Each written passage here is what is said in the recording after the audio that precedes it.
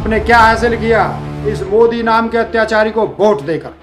राष्ट्रपति पद खत्म हो चुका है, उपराष्ट्रपति पद खत्म हो चुका है। मैं पूछता हूं मोदी जी से कि देश के लोगों को संसद देखने का हक क्यों नहीं है? देश की संसद खत्म हो चुकी है, संसद में बैठने के नियम खत्म हो चुके हैं। वो है सरकारी गुंडागर्दी, इसे तानाशाही भी कहते हैं, इसे अघोषित इमरजेंसी भी कहते हैं। जनता के अधिकार खत्म हो चुके हैं, देश में घूमने की आज़ादी खत्म हो चुकी है, विदेश जाने की आज़ादी खत्म हो चुकी है, अपने अधिकारों के लिए लड़ने की आज़ादी खत्म हो चुकी है। तो भारत देश में अब राष्ट्रपति पद खत्म हो चुका है। इस पद पर बैठे वर्तमान या पूर्व कोई भी व्यक्ति अब याद नहीं रखा जाएगा।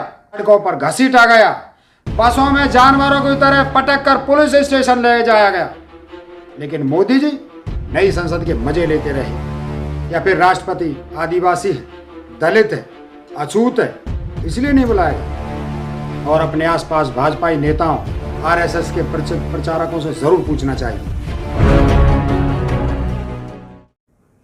साथियों, सवाल यह है कि देश की राष्ट्रपति को संसद के उद्घाटन में क्यों नहीं बुलाया गया? क्या वो महिला हैं इसलिए नहीं बुलाया गया? क्योंकि आरएसएस और बीजेपी में महिलाओं का कोई सम्मान नहीं है इसलिए नहीं बुलाया? या फिर राष्ट्रपति आदिवासी है, दलित है, अछूत है, इसलिए नहीं बुलाया गया?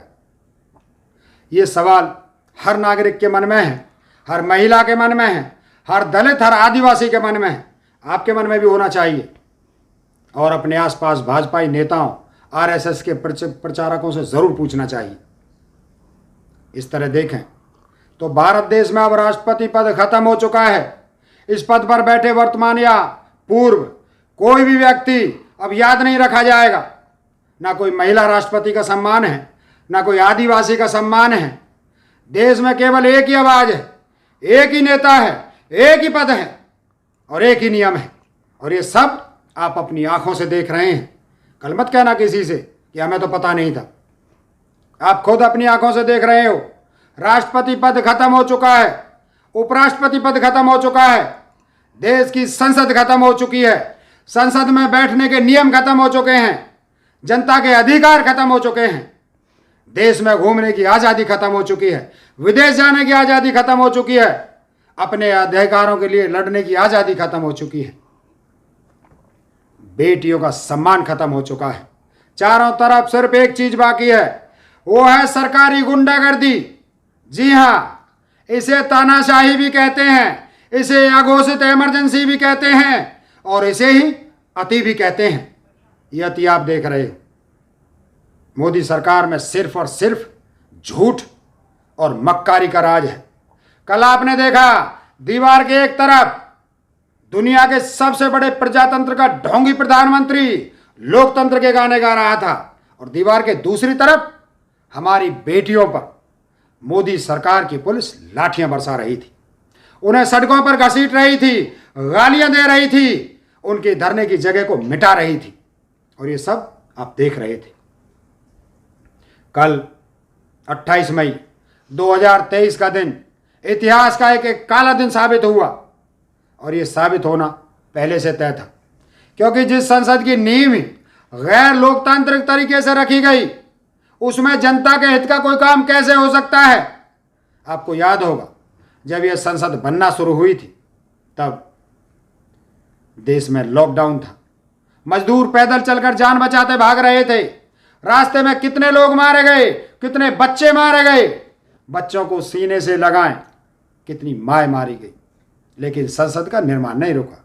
देश के नागरिक मरते रहे, संसद बनती रही और आप देखते रहे।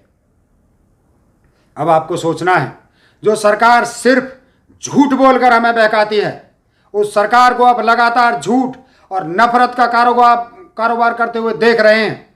आपने देखा किसान आंदोलन कैसे खत्म करवाया?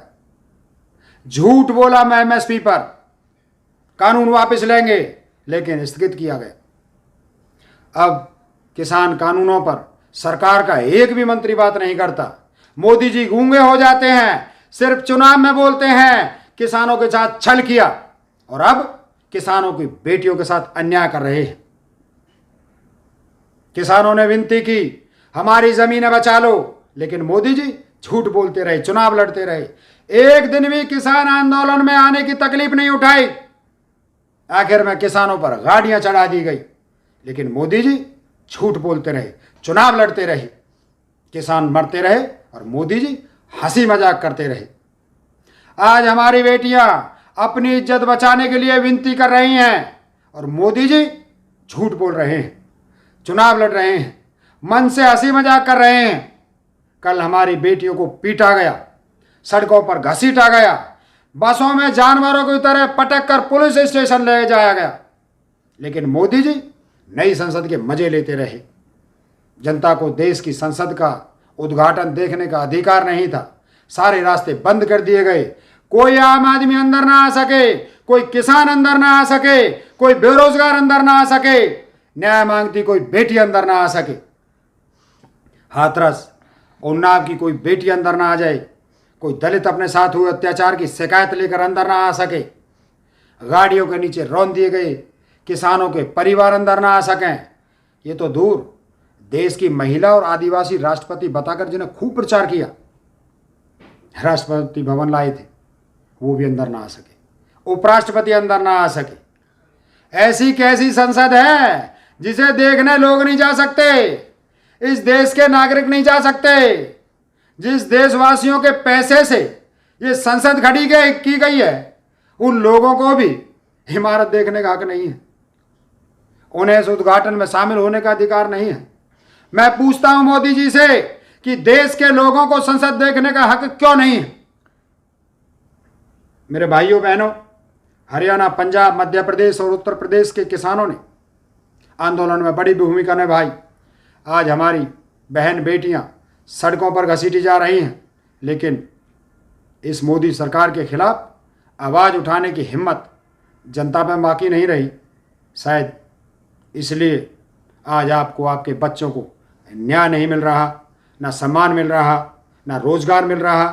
अधिकार तो सब बेकार की बातें हैं।